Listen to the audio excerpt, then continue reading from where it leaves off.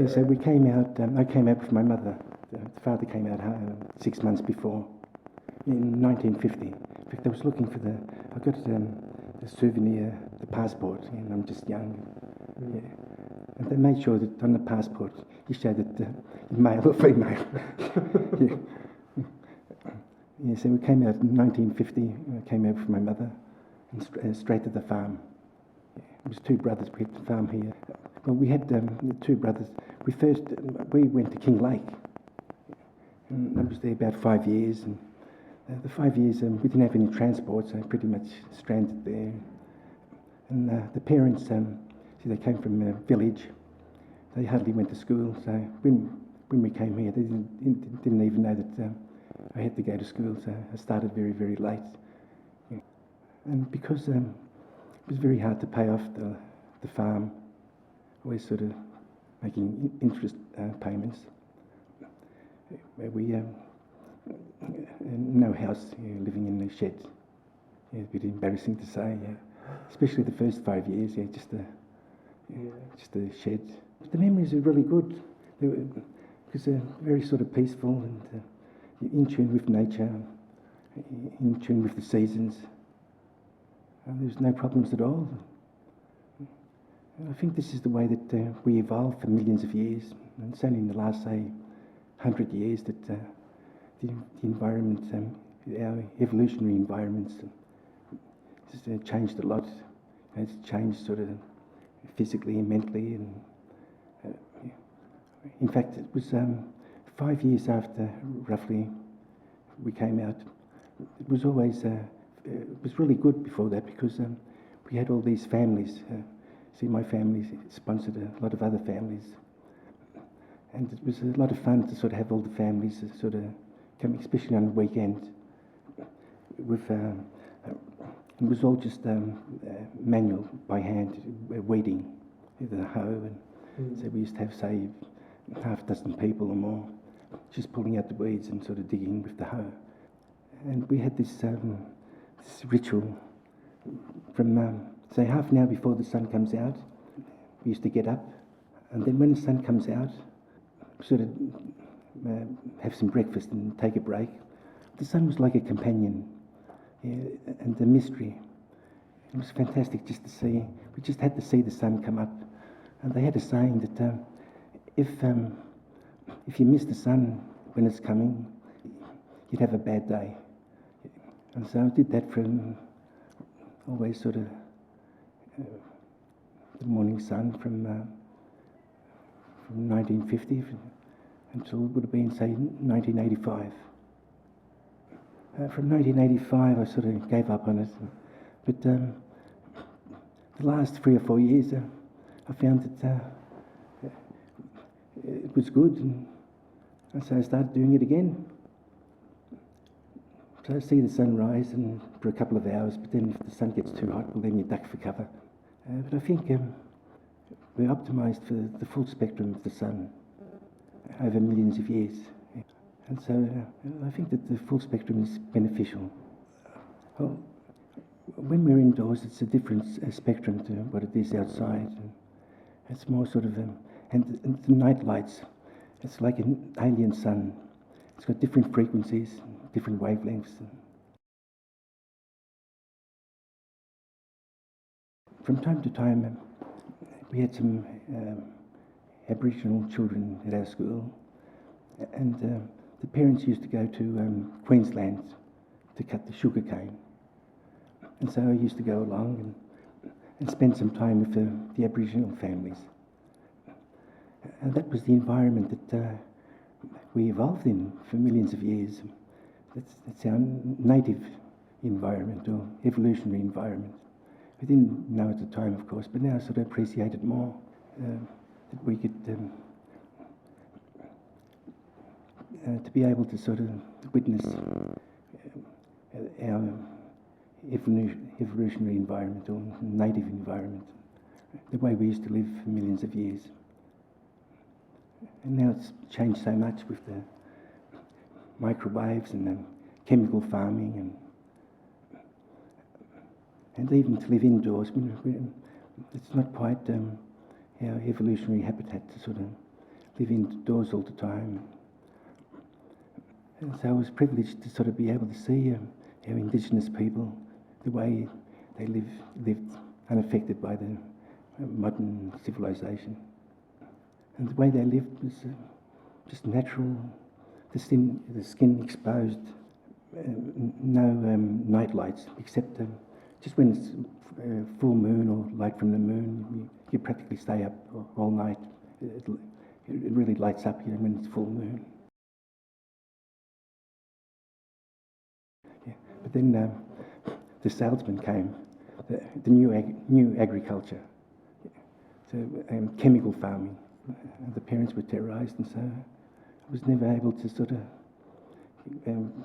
trust the chemicals, and so we never used anything, no chemicals, or even pharmaceutical company medication.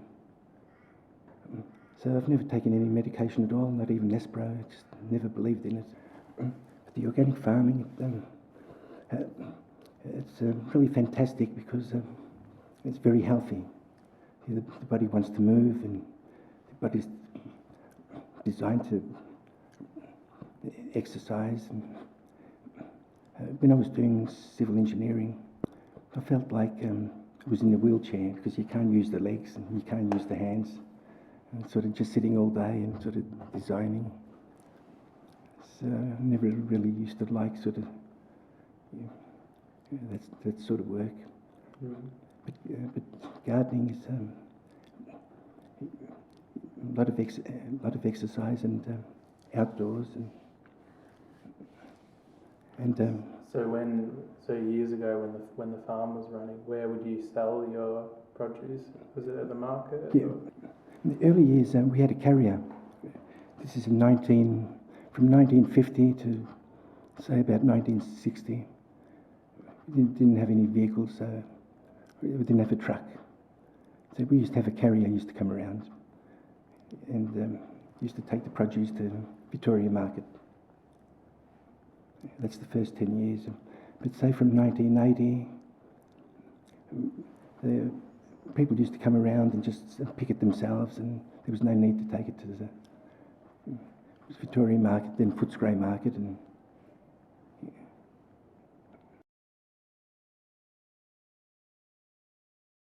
no, because now I'm just an age pensioner, 70 years old, and so I haven't got the funds. I'd like to sort of get some help. It's really hard just for me, but I start from early in the morning and until the sun goes down, and then I'm really tired, and so I don't use the lights much. Because by the time I go in, I'm tired. So it takes much more time with the weeds and things. And so they don't make as much money, but I think now, if I would have lasted until now, I think I would have did all right. And I didn't know how to promote things or how to market. And so that's why I didn't do any good. And so it's been a bit depressing in the last 4 or 5 years because I lost everything. And the worries can make you sick too, financial problems, and make you sick. So I was really worried, with the finance. And so about 5 years ago, I ended up in hospital because heart problems. And they worked out for a lot of tests. Whenever I worried about the finances, it used to squeeze the artery and cut the blood supply to the heart, and that caused angina.